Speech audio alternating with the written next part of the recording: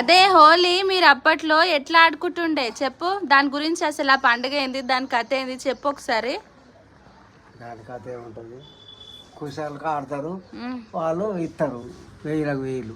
ఎవరిస్తారు? బాబోలు మంచి మంచి వాళ్ళు దూరాలు వాళ్ళు వీళ్ళు ఉంటే అప్పట్లో ఇచ్చేదా?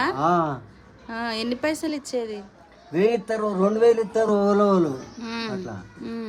అక్కడ ఏమైనా రంగు బజీల యొక్క రంగు బజీల బాబుకి మోటార్ మంగాయే తెరే రంగు బజీలు అని ఇట్లా సప్పటి కొడతారు అన్నట్టు. పోయి కొడితే ఇక వాళ్ళు 1000లకు వెళ్ళిస్తారు. నువ్వు కొట్టేదా? నేను కొడతాను, ఆడోళ్ళు ఆడోళ్ళు కొట్టేదా? ఇంకేం చేస్తుండే, పూసుకుంటుండేనా మరి రంగులు మీరు అందరూ?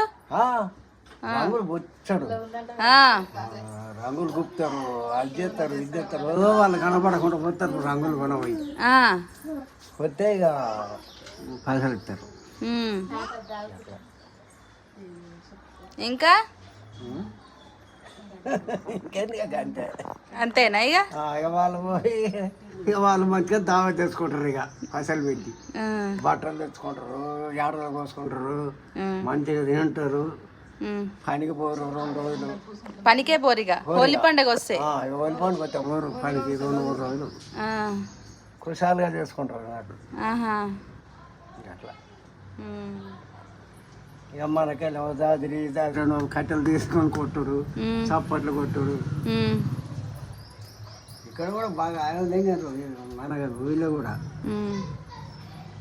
వాళ్ళ కూడా బాగానే దొరుకుతున్నాయి పైసలు.